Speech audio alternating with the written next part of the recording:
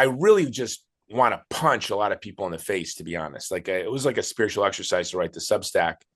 There are people who are my friends who I know that post the most shallow, bizarre propaganda on their pages. You know, one on right now that I'm going to probably make a little video documentary responding to.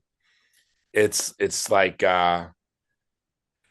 people accuse the Palestinians accuse other people of stealing from them, but they have nothing to steal because all they've ever invented was their fake history. Have you seen this meme? Yeah. And that's so bizarre. That is so bizarre. This kind of childish. When I was a kid, I grew up in the south side of Chicago, and the Nation of Islam had a newspaper called The Final Call.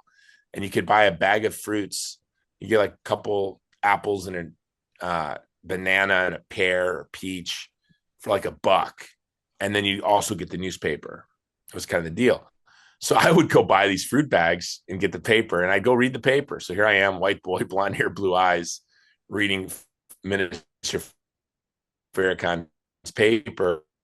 And, they would collect every crime, anytime a white guy did anything against a black person or Jewish person did against a black person, would make it into the final call.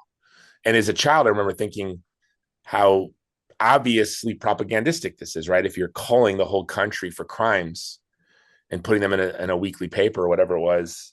And that's the kind of things I'm seeing now, where they will cherry pick events in history to paint a picture of who the Palestinian people are, and or to justify ethnic cleansing.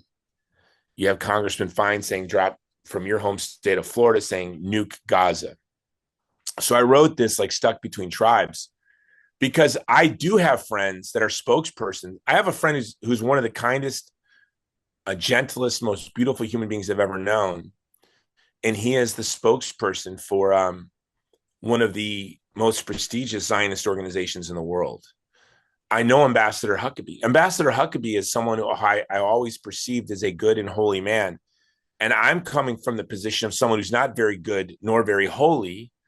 And Huckabee's the kind of guy that I could look to and admire and say, I wish I could be more like him. But then he's promoting such childish, banal, propaganda to foment violence against an embattled people. So I wrote this to kind of just try to say, these are all the tribes that are involved.